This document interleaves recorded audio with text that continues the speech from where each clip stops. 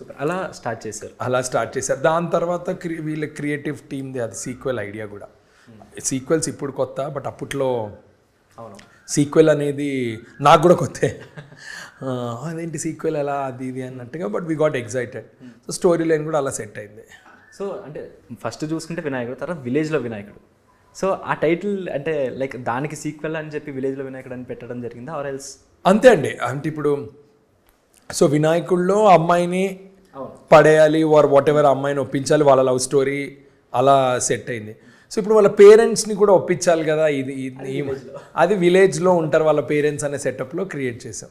And 2014లో వచ్చిన పాఠశాల really it's good film sir. Actually చాలా బాగుంటుంది. అండ్ రీసెంట్గా అది గద్దర్ అవార్డ్స్ కూడా అందులో సెలెక్ట్ అయింది best.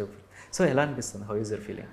So first of all నాకు గద్దర్ అవార్డ్స్ ఆ రోజు పంపిస్తే ఏంటిది అన్న కన్ఫ్యూజన్ ఉండింది.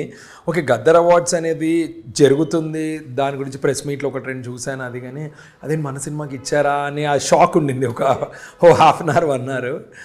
దాని తర్వాత ఓకే ఇచ్చారు అనేది అర్థమైంది. So was very happy. First of all thanks to jury team for considering this film, and also thanks to Revanth Reddy గారు. ఎందుకంటే last 10 years for what ever reasons ఇది నంది అవార్డ్స్ నుంచి ఇప్పుడు ఇది గద్దర్ అవార్డ్స్ అయింది. ఈ గద్దర్ అవార్డ్స్ని అసలు ఈ ప్రాసెస్ని ఎవరు పట్టించుకోలేదు. సో వీళ్ళు వచ్చి పట్టించుకోవడమే కాకుండా 10 yearsకి కూడా ఒక ట్రిబ్యూట్ లాగా చేయడం వెరీ హ్యాపీ.